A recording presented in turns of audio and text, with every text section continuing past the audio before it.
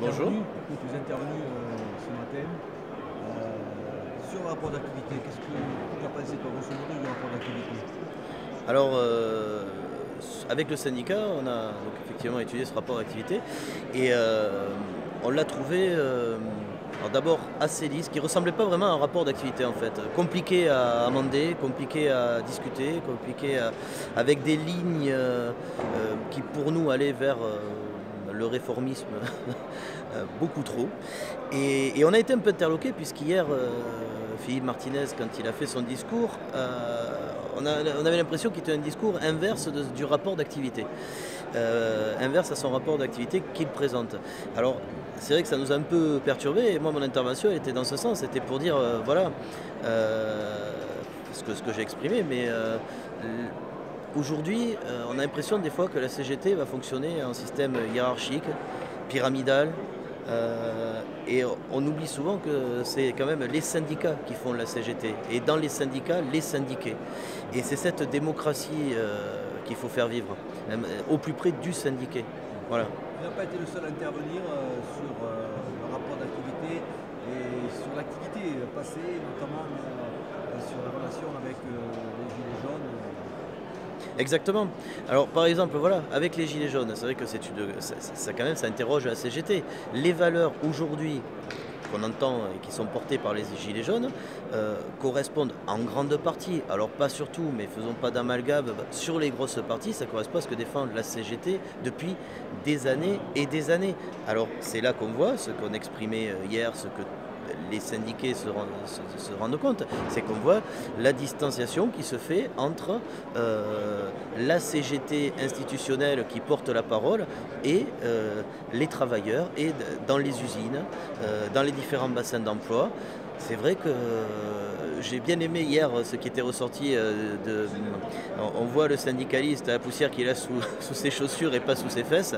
Et malheureusement aujourd'hui, on a l'impression on pourrait, alors bien entendu je mets de grosses mesures parce qu'énormément de militants et bossent pour porter les valeurs de la CGT. Mais c'est vrai qu'aujourd'hui, je trouve qu'on devient un peu plus institutionnel, on devient un peu plus bureaucratique. Et ça, c'est dommage. On y perd beaucoup. Est-ce que finalement, ce mouvement des Gilets jaunes n'est pas une chance pour la CGT de se ressaisir dans ses pratiques Alors ça, je suis convaincu que oui, à condition qu'on sache lier le dialogue et qu'on sache discuter avec eux. Et aussi qu'on sache exprimer le fait que ces valeurs qu'ils défendent et ce qu'ils sont en train de construire entre eux, que la CGT, tout ça, a déjà organisé. Beaucoup de choses, c'est déjà organisé, ça fait partie de nos statuts, de nos chartes. C'est des valeurs fortes qui demandent, mais c'est des valeurs fortes qu'on défend depuis des années et des années. Et c'est ce lien-là qu'il va falloir arriver à faire pour que les gilets jaunes ne soient plus hostiles, comme dans certaines fois ça se voit, hostiles à la CGT, mais au contraire, qu'on dise ok, on a deux forces, respectons-le, ils ont le droit d'être différents, parce que la différence, ça enrichira toujours. Mais à un moment donné, trouvons les points qui nous rassemblent et allons vers vraiment la discussion. Mais pour avoir cette discussion, il faut connaître déjà ce que porte la CGT. D'où la formation aussi, parce que tout ça c'est lié, quoi. Et c'est réellement tout ce qu'on porte dans les congrès, avec nos statuts, avec voilà quoi. On met l'accent sur des choses, et c'est ce que je disais quand je m'exprimais tout à l'heure, c'est qu'on porte des valeurs, on dit beaucoup de choses, mais après au quotidien, concrètement, ben, on ne met pas en application, quoi. Alors, tu as apprécié moyennement le rapport d'activité, on va dire. Le document d'orientation, c'est à partir de demain. Vos sentiments sur ce document? Il faut revoir. Ouais. Faut retravailler. Alors c'est toujours pareil. C'est vrai que la démocratie avec 660 000 personnes, c'est compliqué. Donc c'est un exercice difficile et on s'en sort pas si mal. Faut pas être non plus ultra négatif, ultra pessimiste. On s'en sort pas si mal et chacun est de bonne volonté, j'en suis convaincu. Et moi justement, je crois en cette CGT, vraiment.